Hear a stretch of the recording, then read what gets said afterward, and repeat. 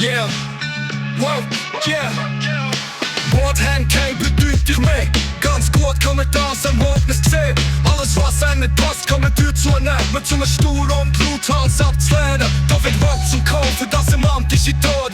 Zum täglichen Brot für die Raison, die nur Schrott.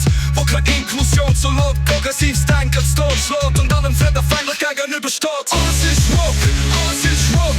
Von Bio-Apfel bis zum Ganja-Smoke. Ihr könnt denken, ihr meint Joke. Doch es ist euer intellektuelle Broke. Was berührt es die in die nahe, fragile Menschlichkeit? Wenn jemand mit Penis Röpfel dreht, wo ist die in der Herzpsyche geht? Was dann kann ist es die, dass er fürchtet, kein Richter geht. Was ist bei dir falsch gelaufen? Aus welchem Klaverdöschen hast du gesoffen? Was ist dein Scammer mehr als ein kleines Sofa? Auf die weitere Unsichtbarkeit von Betroffenen. Ist dir alles die letzten 30 Jahre schnell gegangen? Bist du trümmelig am Stammtisch umgegangen?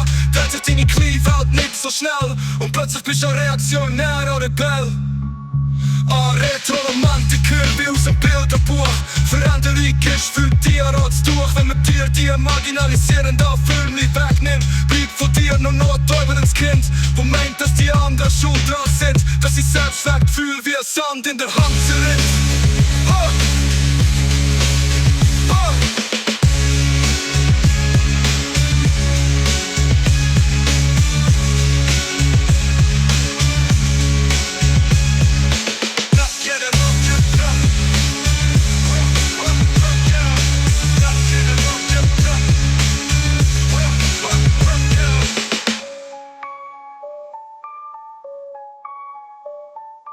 Alles ist Rock, von Bio-Apfel bis zum Ganja-Smoke.